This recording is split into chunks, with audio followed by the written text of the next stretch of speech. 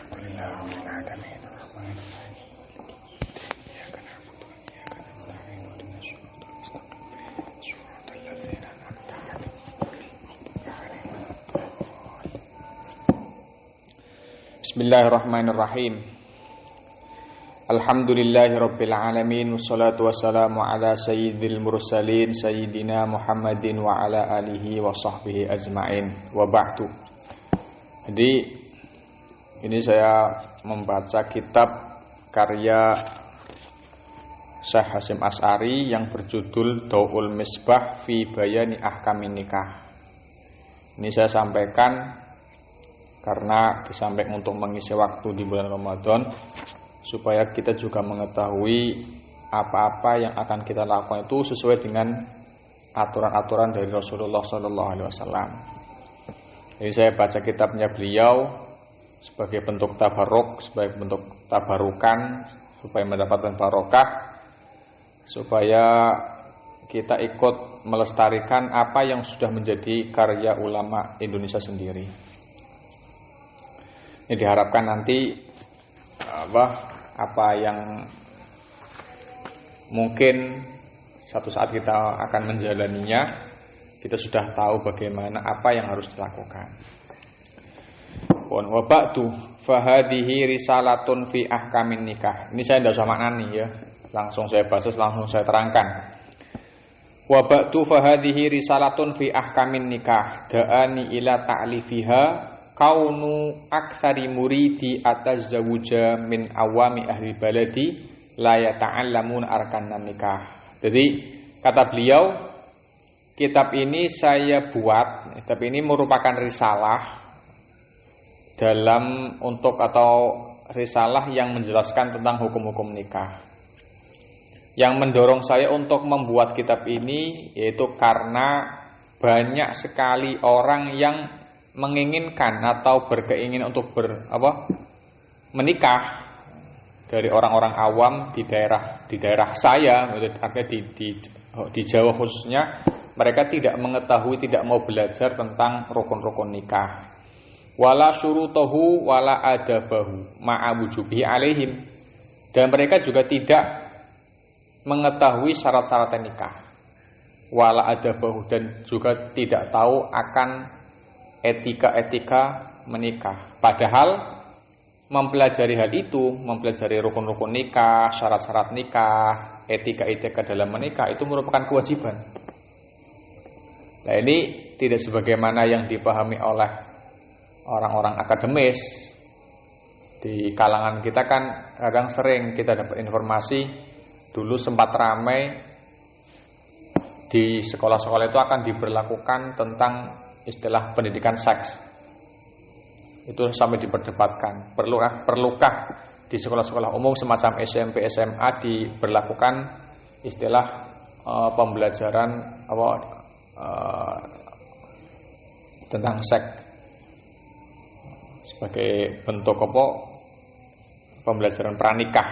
Nah, ini sebenarnya di dalam kitab-kitab salaf itu sebenarnya sudah banyak ulama-ulama, baik yang terdapat dalam kitab khusus semacam ini atau dalam kitab-kitab lain yang di dalamnya terdapat pembahasan tentang tentang nikah. Fata'ammaltu sababa dzalik. Kemudian beliau berangan-angan apa yang menjadi penyebab hal itu. Kenapa banyak di kalangan orang-orang Jawa pada khususnya mereka menginginkan untuk menikah tapi tidak tahu ilmunya.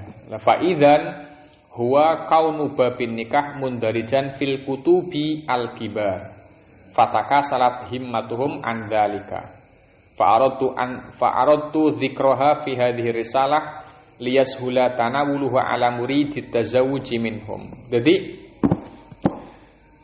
ketika saya berpikir sebenarnya faktornya apa, kenapa banyak di kalangan orang-orang Jawa khususnya pada zaman beliau Mbah Hasyim Asy'ari, orang-orang yang mau menghendaki menikah, mereka tidak mau belajar. Oh, ternyata sebabnya adalah apa? Karena bab atau pasal yang menjelaskan tentang pernikahan itu hanya terdapat pada kitab-kitab yang besar. Sehingga apa? Banyak dari banyak kalangan yang merasa malas untuk mempelajarinya. Itu sebab kenapa di kalangan orang-orang awam, para pemuda khususnya, mereka tidak mau belajar ilmu pernikahan karena pembahasannya terdapat dalam kitab-kitab besar. Oleh karenanya fa'aradtu dzikraha fi hadhihi risalah liyashula tanawuluha ala murid tazawwuj minhum. Oleh karenanya saya menghendaki untuk menyebutkan permasalahan ini, permasalahan tentang istilah pernikahan dan seluk-beluknya di dalam risalah ini, di kitab yang sekarang kita baca. Supaya apa? Supaya mudah dikonsumsi oleh orang-orang yang menghendaki untuk menikah. Wasamaituha Daw'al Misbah fi Bayan Ahkamin Nikah. Dan kitab ini, risalah ini oleh beliau Mbah Hasyim Asy'ari diberi nama Daw'ul Misbah fi Bayan Ahkamin Nikah. Warattabtuha ala babaini wa khatimatin. Kemudian di dalam risalah ini nanti akan saya urutkan, di dalamnya terdapat 2 bab dan 1 khotimah atau penutup. Wal marju'u mimman ra'a fiha khalalan aw naqson aw khata'an ayyunabbiha ala dzalik li anna al-insan mahalul khata' wan nisyan. Dan beliau berharap agar nanti orang-orang yang membaca kitab ini, seandainya terdapat kesalahan-kesalahan atau kekurangan-kekurangan, ini diharapkan untuk mengingatkan. Karena apa? Bagaimanapun manusia itu tempatnya salah dan lupa. Wa ma taufiqi illa billahi azza wajal alaihi tawakkaltu wa ilaihi unib. Dan saya memohon pertolongan kepada Allah dan saya berpasrah diri hanya kepada Allah. Sudah. Sekarang kita masuk pembahasan al-babul awal fi bayani ahkamin nikah. Bab yang pertama yaitu menerangkan tentang hukum-hukum nikah. Wa fihi masailu, dan di dalam pasal ini terdapat beberapa masalah. Al-ula nasso al-imam annan nikaha minasyahawat la minal qurubat. Jadi Imam Syafi'i itu memberikan satu catatan, memberikan satu ketegasan bahwasanya nikah itu merupakan urusan syahwat sebenarnya, bukan termasuk ibadah. Itu berdasarkan nas Imam Syafi'i. Wa ilaihi asarus Syafi'i fil dan itu ditegaskan oleh beliau Imam Syafi'i di dalam kitab Al-Um, kitab induk. Faqala, beliau berkata, qala Allah Ta'ala zuyyina lin-nasi hubbus syahawati minan nisa. Nah ini dibuktikan di dalam firman Allah. Allah berkata zuyyina lin-nasi hubbus syahawati minan nisa. Manusia dihiasi untuk senang akan syahwat dari para wanita. Makanya beliau mengatakan ini bukan urusan ibadah sebenarnya, tapi urusan syahwat. Wa fil hadits, dan di dalam hadis ada Rasulullah mengendikan hubbiba ilayya min dunyakum an-nisa wat-tib. Jadi dari dunia, seisi dunia ini yang disenangi oleh Rasulullah yaitu ada 2, yaitu wanita dan minyak wangi. Makanya Rasulullah mendapatkan anugerah mempunyai istri banyak. Kemudian beliau juga suka memakai wewangian. La wa ibqa'un nasali amrun madznunun. Adapun menetapkan keturunan itu merupakan urusan yang masih bersifat kemungkinan. Artinya kalau ada orang mengatakan menikahlah supaya menetapkan keturunan, regenerasi istilahnya, itu sebenarnya bukan perkara yang pasti. Karena banyak juga orang yang setelah menikah ternyata dia tidak punya keturunan. Summa la yudro asolikun amtolikun. Kemudian ketika orang yang menikah pun dia kan tidak tahu. Ketika misalnya setelah menikah dia punya anak, punya keturunan. Nah ini keturunannya nanti akan menjadi orang yang soleh, orang yang baik, amtolikun atau orang yang jelek. Ini juga tidak dipastikan. Nah. Wa qala Nawawi, Imam Nawawi berkata, in qasada bihi ta'atan katiba sunnah aw tahsila waladin aw iffati farjihi aw ainihi fa huwa min a'malil akhirah yuthabu alaih. Jadi pada kesimpulannya Imam Nawawi berkata, walaupun tadi Imam Syafi'i mengatakan bahwa pernikahan itu sebenarnya urusan syahwat, bukan urusan ibadah, akan tetapi Imam Nawawi berkata, kalau seseorang dalam menikah tersebut bertujuan untuk berbuat taat, Misalnya tujuannya untuk ittiba'us sunnah, mengikuti anjuran Rasulullah, atau niatnya supaya menghasilkan anak yang soleh atau solehah, atau niatnya untuk menjaga kemaluannya, atau menjaga pandangannya. Maka ketika ada orang yang melakukan akad nikah dengan tujuan-tujuan semacam ini, tujuan yang baik secara umum, maka pernikahan tersebut termasuk juga dari amal-amal akhirat yang mana amal tersebut nantinya akan diberi pahala. Nah, ini penting. Ini sebab orang yang belum menikah. Jadi ketika ada keinginan untuk menikah, maka hal pertama yang harus ditancapkan di dalam hati adalah bagaimana kita niat menikah dengan niat yang baik.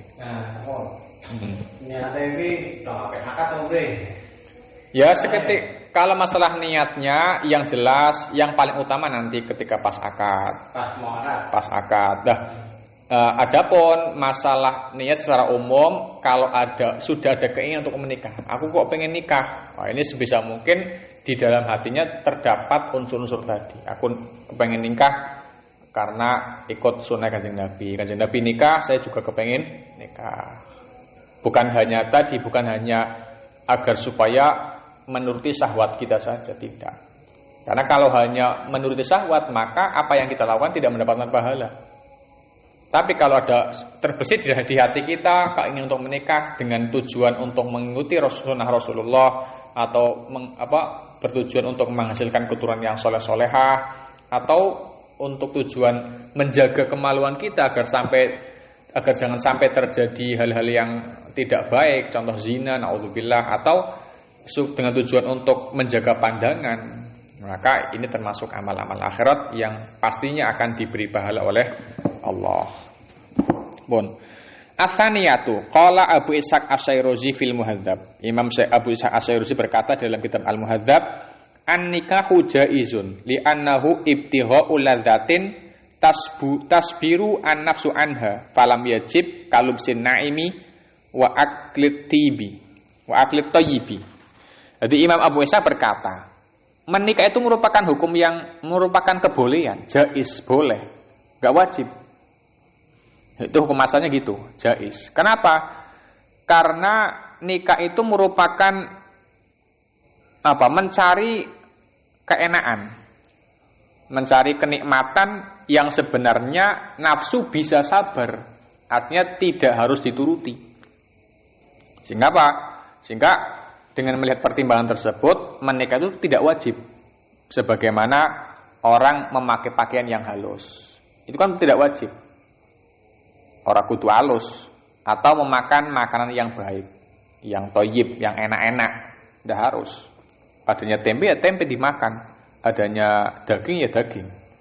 Tapi waqat yustahabu.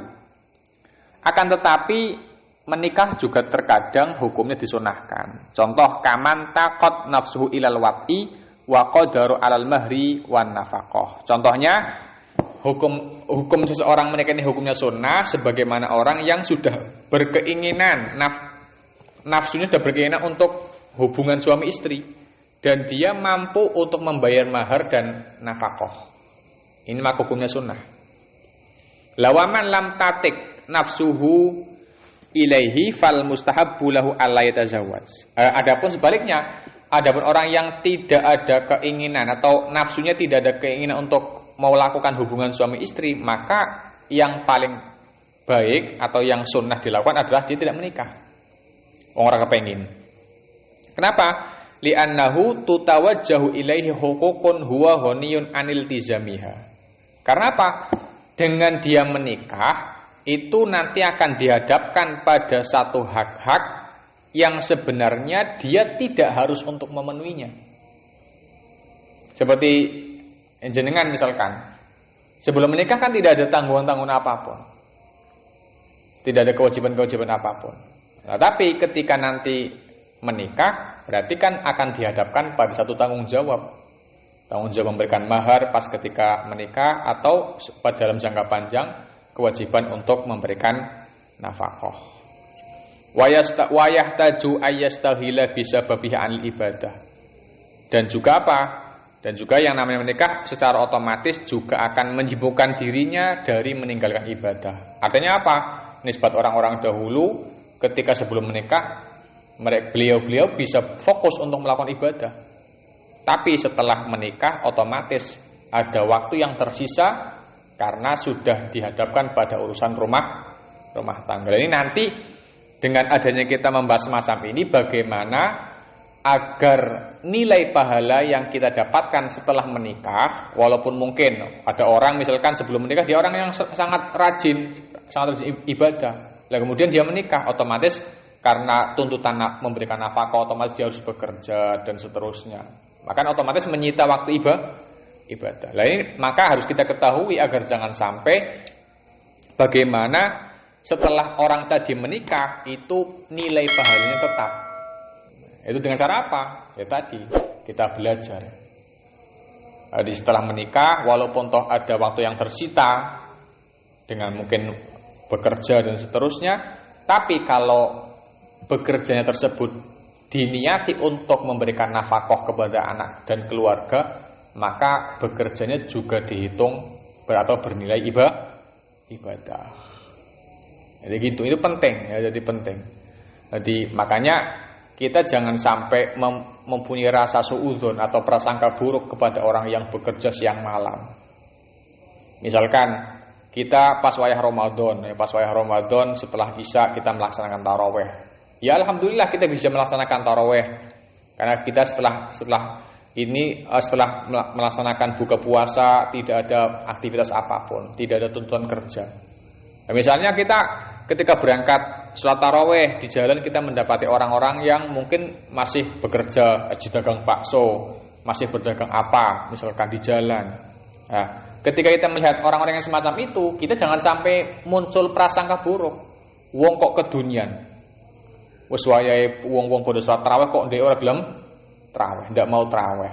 Kedunian dagang wae ngawan bengi. Jangan seperti itu. Karena apa? Kita tidak tahu niat dia ketika pas waktu taraweh dia masih berdagang bakso. Bisa saja dia berdagang bakso di waktu orang-orang yang sholat taraweh, tapi dengan tujuan mencari nafkah untuk keluarga. Sehingga orang yang melaksanakan sholat taraweh dengan orang yang berdagang bakso di waktu yang sama itu sebenarnya sama-sama orang yang sedang mencari pahala. Makanya jangan gampang memvonis orang lain yang mungkin menurut cara pandang kita dia tidak sedang dalam beribadah. Ini penting. Ini tidak mesti orang yang kelihatannya bekerja. Ini pentingnya semacam ini. Jadi nanti di satu saat menikah, ketika bekerja, ketika melakukan aktivitas apapun yang kelihatannya tidak bernilai ibadah, ya koyok-koyok orang sholat, orang waktu nih wong sholat, dia kerja. Tapi tetap ya masalah kaitan kewajiban ibadah yang wajib harus tetap dilakukan. Ojo kok terus wah iki kerja kanggo anak bojo, terus ora eling waktu, wae salat ora salat. Ya jangan seperti itu. Tetap pas waktu salat ya kita salat. Nanti setelah salat kita lanjutkan bekerja lagi tidak masalah. Asal tadi apa yang kita lakukan dalam bekerja niatnya kita untuk niat apa? Memberikan nafkah kepada keluarga. Nah, ini nanti bekerjanya akan bernilai ibadah yang tentunya dikasih pahala oleh Allah Subhanahu wa taala. La wa idza tarakahu takhallalil ibadah fa kana tarkuhu aslama lidinihi intah. Jadi pertimbangan menurut Imam Abu Ishaq ini ya bagaimanapun kalau pertimbangan antara menikah dengan tidak menikah kalau dipandang dari sisi ibadah, dipandang dari sisi tersitanya waktu untuk selain ibadah, ini ya yang paling selamat ya tidak menikah. Tapi kan hal itu tidak mungkin juga, tidak bisa dipastikan. Mungkin jangan merasakan sendiri nanti ketika sudah menikah perbedaannya. Ketika belum menikah mungkin nyuwun sewu, waktunya hanya digunakan untuk main HP misalkan. Tapi nanti ketika sudah menikah, pola pikirnya akan berubah. Daripada saya hanya main HP yang tidak menghasilkan apa-apa misalkan ya, jauh-jauh enggak kok nyindir. Ini nanti supaya tahu perbedaannya saja. Karena saya pun merasakan semacam itu. Ketika dosa menikah ya sama seperti jenengan-jenengan. Karena masih merasa tidak punya tanggungan apapun. Ya, tidak punya tanggungan apapun. Mainan HP. Bahkan saya sampai sekarang pun saya juga ya semacam itu, senajan main HP beda, orientasinya beda. Itu gitu. Tapi kalau sudah menikah, nanti pasti akan pola pikirnya berbeda. Untuk apa saya main-main HP kalau tidak menghasilkan uang? Kan gitu. Sementara saya punya di sisi lain, saya punya tuntutan untuk memberikan nafkah. Nah, ini nanti Anda akan memahami betul bagaimana perbedaan ketika masih membujang dengan sudah menikah. Nah, itu nanti. Oleh karenanya ya bagaimanapun sebaiknya kalau kita sudah saatnya untuk menikah, kita mampu memberikan nafkah, memberikan mahar dan seterusnya, lebih baik menikah. Nah, sebenarnya menikah itu urusan yang ringan. Atau kalau kita ikut aturan Rasulullah itu sebenarnya murah nikah itu. Adapun kalau kita lihat orang-orang umum itu kan sebenarnya mempersulit diri. Wong aturannya orang nikah itu secara simpel ya, orang simpel dari pihak laki-laki itu yang penting dia punya mahar untuk dibayarkan kepada calon mempelai istri. Kemudian dia mempunyai nafkah yang cukup untuk sehari semalam. Terus mampu memberikan kiswah atau pakaian. Cara bahasa Jawa sak detik sak pengawi. Sak pakaian dari bawah sampai atas. Terus ada wali, ada saksi, cukup akan nikah. Karena apa? Karena kewajiban memberikan nafkah pada istri itu tidak kok pakai istilah bulanan. Saya harus mampu mempunyai uang segini banyak untuk mencukupi kebutuhan istri selama sebulan. Tidak harus seperti itu. Karena kewajibannya tiap hari, tiap pagi. Sehingga apa? Kewajiban nafkah besok pagi ini belum wajib. Ini sebagai orang sudah menikah. Jadi begitu masuk subuh, seorang laki-laki, seorang suami yang istrinya dalam keadaan taat, ya, dalam keadaan taat. Istilahnya bukan istri yang nusus itu istilahnya menentang suaminya. Maka dari mulai subuh itulah sang suami wajib memberikan nafkah. Untuk yang besoknya belum wajib. Itu kan berarti murah sebenarnya. Jadi yang perlu dipikirkan oleh suami itu per hari. Hari ini bagaimana saya bisa memberikan nafkah kepada istri khususnya. Itu gitu. Untuk besoknya tidak perlu dipikir sebenarnya. Sementara kebanyakan orang kan tidak. Banyak orang itu berpikir terlalu ke sana. Sehingga ketika dia tidak menganggap dirinya tidak punya apa-apa, maka yang terjadi akan pusing. Dan kadang sampai timbul pertengkaran antara suami dan istri.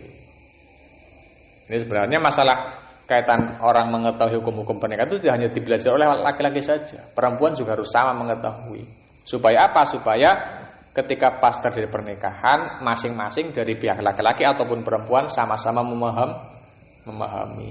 Ini problem sebenarnya.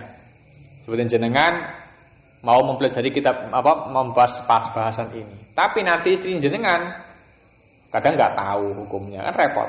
Itu problem. Oleh karenanya ya yang ada harus muncul satu pengertian. Jadi konsep dalam pernikahan itu menurut orang tua dulu itu sistemnya gini. Wong nikah itu konsepnya nek ana masalah cilik ojo digedhekno, nek ana masalah gede dicilikno. Ya konsep. Jadi wong rumah tangga nek ana masalah gede dicilikno, nek ana masalah cilik ojo digedhekno. Engko rumah tanggane tentrem. Ya konsep. Wis paten. Nah itu benar saya rasakan.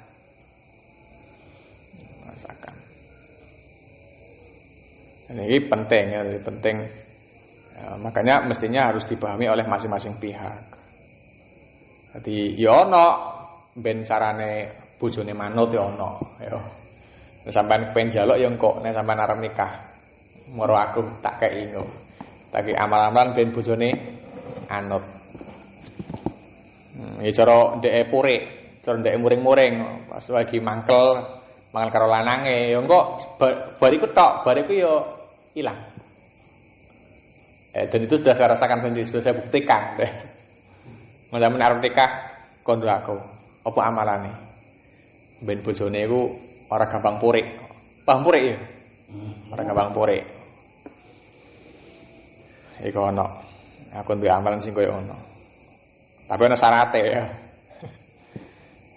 Ron murah aku nek arep nikah. Pasti sakwise nikah, saya terlambat engko. Jadi ono, tapi hal itu hanya sebagai bentuk ikhtiar ya. Tapi iku wis terbukti, aku dhewe ngrasakno. Jadi bojoku mureng-mureng tak rungokno tok, bar iku ilang wis. Wis kaya nglalekno. Iku ngene penting. Wis waqala Asy-Syarqawi fi Hasyiatit Tahrir. Wa qad yajibu kama idza ta'ayyana an-nikah tariqan lidaf'i zina. Aw talaqa man lahakun fil qasmi. Jadi sebenarnya secara umum hukum seseorang menikah itu beda-beda. Tapi hukum asal tadi jaiz, boleh ya, jawaz. Nikah kena, ora yo kena. Sebagaimana orang makan. Orang makan hukumnya enggak wajib. Makan boleh, enggak makan juga boleh. Tapi dalam pernikahan juga sama, terkadang hukum nikah wajib. Seperti apa? Contohnya ketika ada seorang yang memang dia harus nikah sebagai jalan keluar untuk menolak perzinahan. Dia khawatir, wah aku nek orang nikah itu mau bakal zina aku. Ya berarti dia wajib menikah. Waqad yakunu khilafal aula, kaman taqat nafsu ilaihi wa faqada uhbatahu. Ada juga istilahnya hukum nikah hukumnya khilaful aula. Khilaful aula contohnya seperti orang yang menginginkan untuk menikah tapi dia tidak mempunyai biaya. Aku pengen nikah tapi gak ada biaya. Iki hukum nikahi khilaful aula. Lah sana piye? Bal yaksiru tauqanahu bisaumin. Lah caranya bagi orang yang semacam ini dia sudah punya keinginan aku pengen nikah tapi nggak punya biaya, maka untuk memecah syahwatnya dengan cara puasa. Karena kalau orang puasa otomatis syahwatnya akan berkurang. Ini ajaran Rasul seperti itu. La fa'ilam yang kasir bihi la yukasiruha bikafurin wa nahwihi. Dan tidak boleh seandainya dia tidak mampu puasa, orang kuatan misalkan, maka tidak boleh syahwatnya dilemahkan dengan mengkonsumsi kapur. Kan ada kan ya? Atau digebiri, enggak boleh.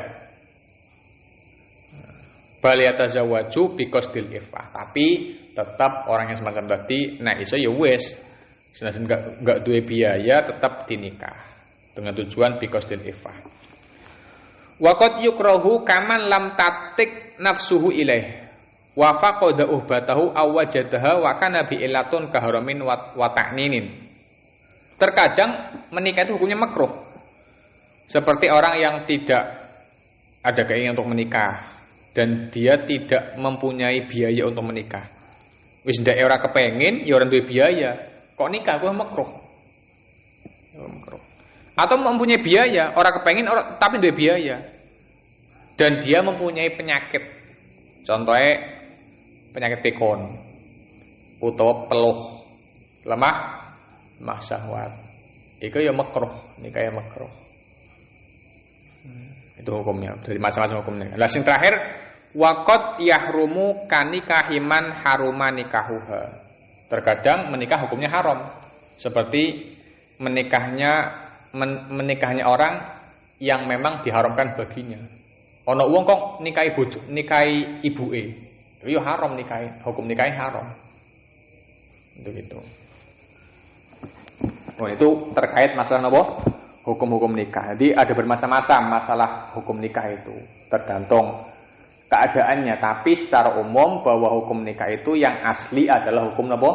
Jawaz boleh. Artinya nikah nggih monggo, ndak nikah juga monggo. Tergantung disesuaikan dengan kondisinya masing-masing. Bon. Asali satu. Yustahabu alla yatazawwaja illa dzata dinin. 5 rawa Abu Hurairah radhiyallahu taala anhu anna Nabiyya sallallahu alaihi wasallam qala tungkahul mar'atu li arba'in limaliha wa hasabiha wa jamaliha wa diniha fadfar bidzatid dini taribat yadak, yakni allaiku bidziddin wal muru'ah ayakun ad-din mat makanadhurihi fi kulli syai'in la siyama fi matatulu suhbatuhu. Jadi yang ketiga, ini disunahkan ketika orang yang mau menikah, ini disunahkan menikahi orang yang mempunyai agama. Isoro gampangnya duwe dasar lah. Duwe dasar. Ini penting. Sebisa mungkin mempunyai agama. Ada dasar. Ora kok wong uraan misalkan. Ora kok sembarangan wong. Tapi sebisa mungkin orang yang mempunyai agama. Sebagaimana anjuran Rasulullah sallallahu alaihi wasallam bahwa wanita itu dinikahi karena 4 faktor. Yang pertama karena hartanya, wa hasabiha pangkat.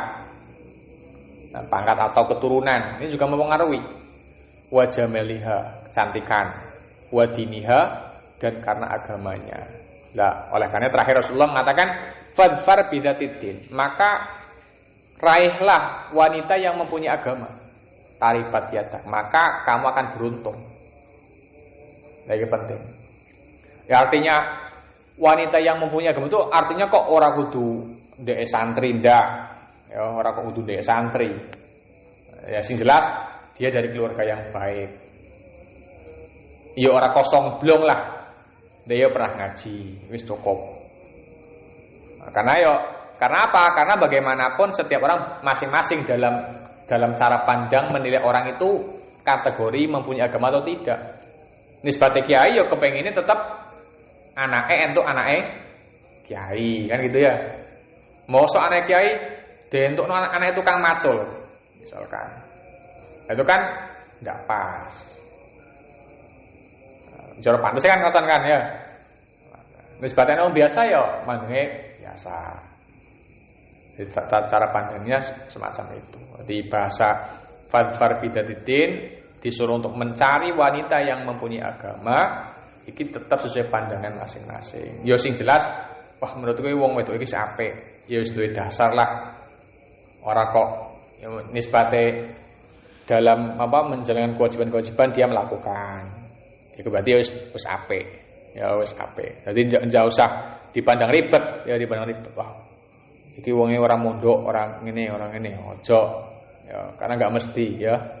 Enggak mesti. Ya nek ana santri, ya cara ndeke kepengin entuk wedok santri ya wajar. Ya wajar. Karena sesuai kecocokan kan ya. Kecocokan. Ya, nah ini pentingnya apa? Pentingnya karena keterkaitan masalah nanti apakah wanita yang kita peristri itu nanti bisa mendidik anak-anak kita atau tidak. Ini penting. Nah, ini penting.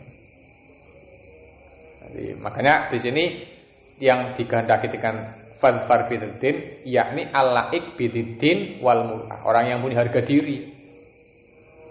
Secara guru kula arti fadfar bidzatid pokoke ora anak zina. Ya ora anak zina. Senajan yo oleh-oleh wae yo.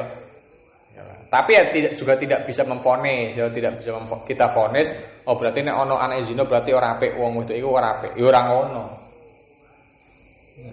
Ya enggak gitu juga. Ya memang uripku angel, ya. Uripku angel. Kita tidak bisa langsung memvonis nek apa anak zina iku ora apik. Iso wae. Ya, karena apa? Kalau kita melihat sejarah sudah banyak contoh-contoh bagaimana Nabi Nuh mempunyai anak yuk koyo ngono. Sapa sing ora kenal Kan'an? Kan'an iku anake Nabi Nuh. Anake Nabi, tapi kafir. Kafir elek-elek wong kan ya. Kafir iku anak elek-eleke wong. Nabi Musa. Nabi Musa iku wayah cilikane sing didik, sing rumat Fir'aun.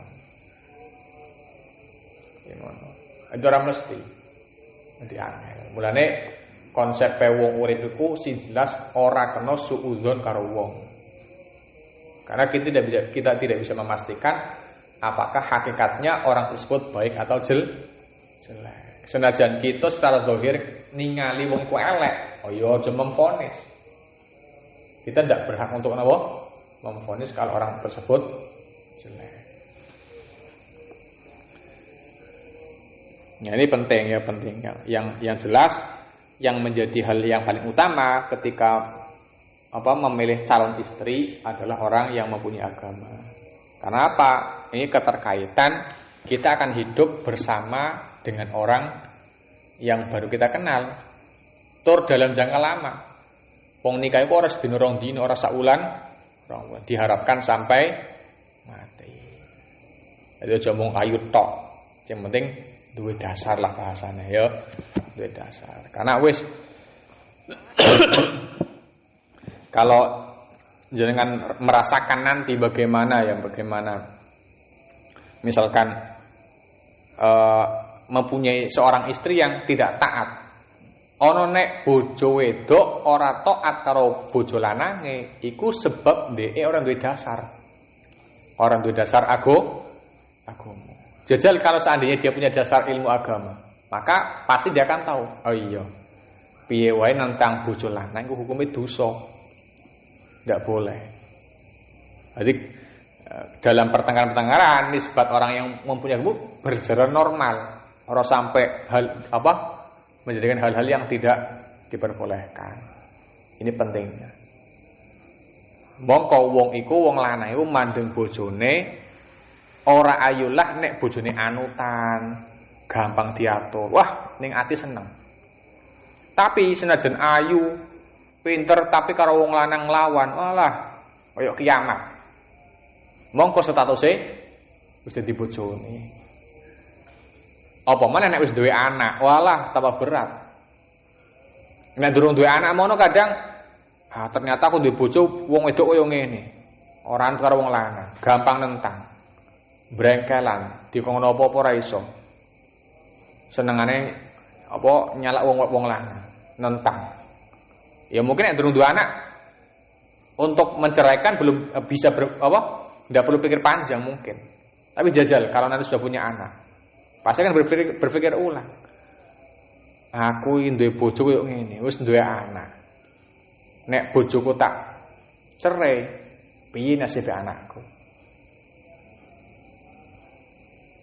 Sementara di sisi lain bojone koyo ngono. Iki mulai penting Kanjeng Nabi nganjurnone wong sing kira-kira duwe napa agama. Ben kok pas wayah nikah iku ora nyesel. Karena jenenge wong nek durung nikah ta iya, kadang sing ketok apik-apik tok. Engko nek wis bojo tenan, iku engko ngerti njaba jerone. Lah nek ana aturan syariat iku anjuran syariat, nek ana wong arep nikah ya diistikharoi. Njaluk petunjuk karo pangeran, njaluk pitulung karo pangeran. Lah sing jelas hal yang paling utama yo mau piye wae kita nyangka wong wedok sing arep kita nikah iku sifate mung persangkaan. Ya wis monggo aku wong wedok iki apik.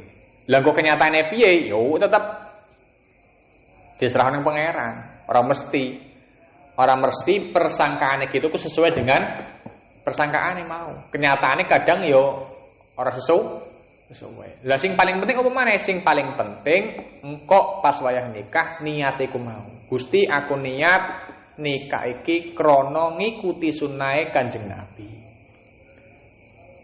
Niat ngikuti aturan Kanjeng Nabi, sunah Kanjeng Nabi, kepengin jaga kemaluanku ben ora zina. Kepengin buka rezeki. Kok digampangno. Sing jelas sing paling utama ya mau. Cara pandangan aku arep bojo karo wong iki. Wong iki munggo aku wis duwe dasar agama, wonge ya apik. Itu sekedar persangkaan kan ya. Itu hanya sekedar persangkaan. Masalah kenyataannya seperti apa ya wallahu a'lam. Tapi yang jelas jangan sampai tertinggal pas ketika mau menikah, niat kita tata ulang.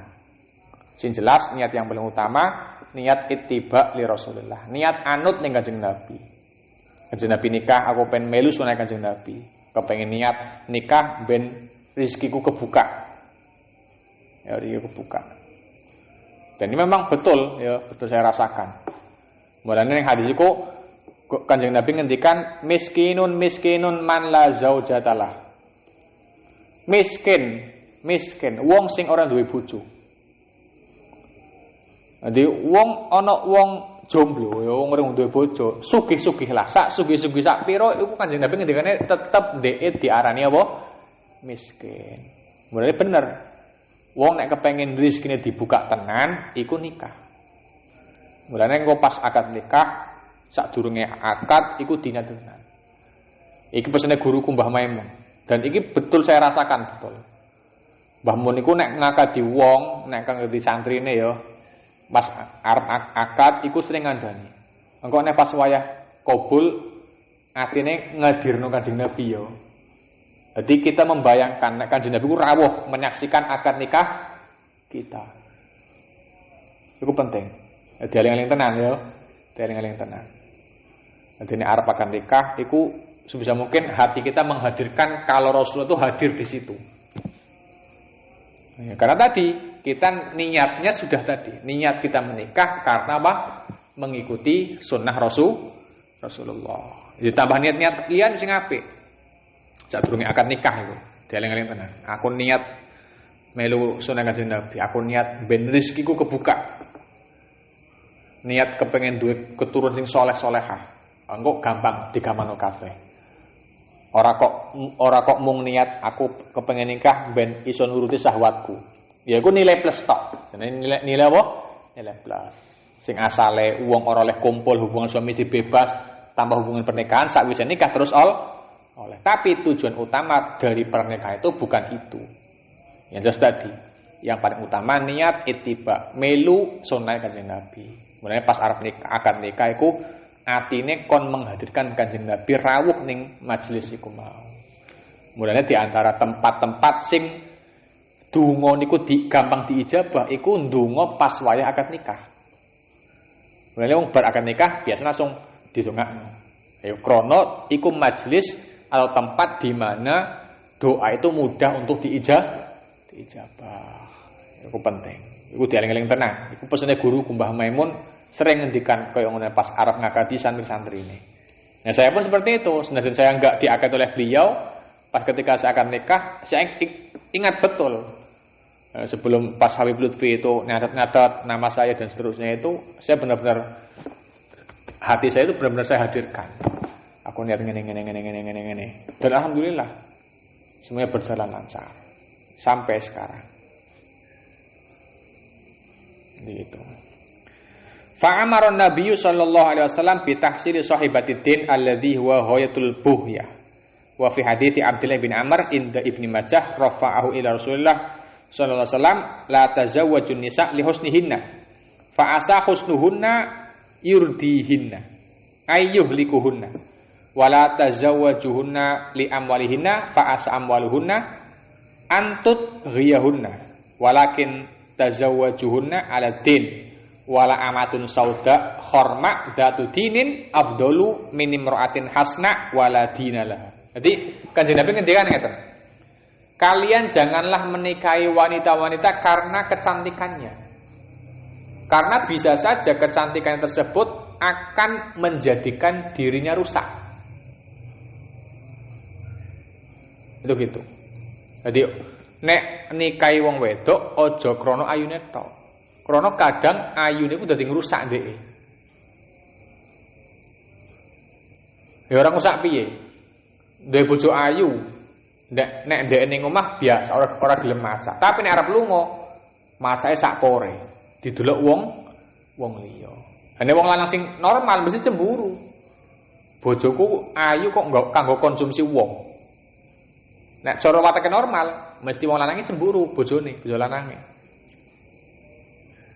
Iso wae dengan kecantikannya dia berbuat hal-hal yang tidak baik, selingkuh dan seterusnya misalnya. Wong akeh sing nyenangi itu ta. Oleh mau kaitannya piye wae tetep sing paling utama tergantung niate. Ya nek misalnya ndek ini bukan berarti kemudian orang oleh bojo karo wong ayu lho ya, bukan. Jadi ojo sampai nikahi wong wedok mung tujuane golek ayune tok ora. Ojo. Karena mau orang mesti kadang kecantikannya mau menyebabkan kerusakan. Duwe bojo ayu tapi seneng selingkuh. Karena dhek ngandelno duwe wajah sing ayu. Tur ojo menikahi dan janganlah menikahi wanita karena hartanya. Karena apa? Fa'asa amwaluhunna antudhiyahunna. Karena mungkin saja harta yang dia punya menyebabkan dia durhaka. Sampeyan nikah karo wong sugih, wong sugih. Barang wis nikah sampean ora mampu memenuhi apa yang menjadi keinginan. Sementara dhek duwe bondo akeh. Wah. Ya diayak iso diyak-iyak kok. Diinjak.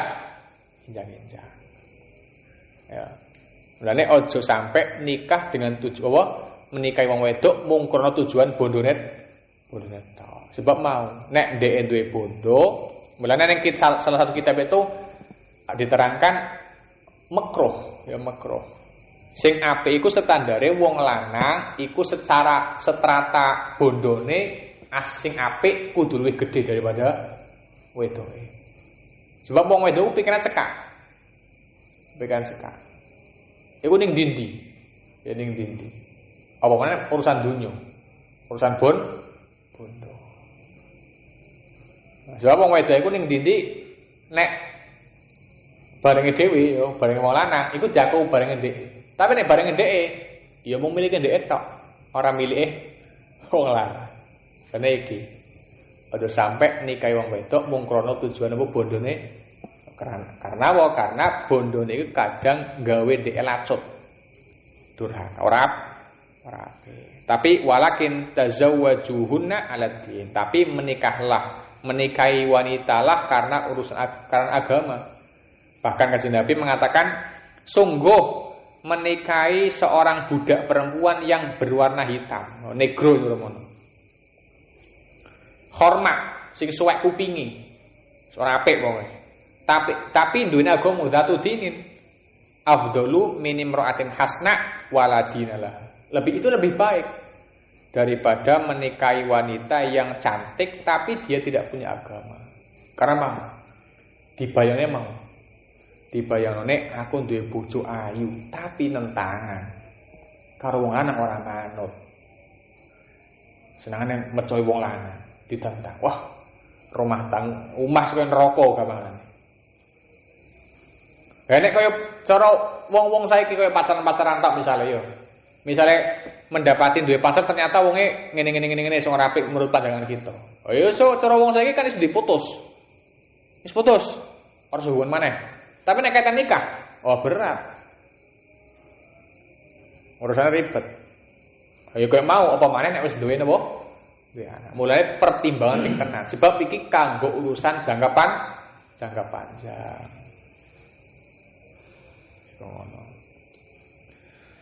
Wa alla tuzawwija illa dzata aqlin li'anna al-qasda bin nikah al-usrah bil ma'ruf wa tibul is wa la yakunu dzalik illa ma'a dzati aqlin.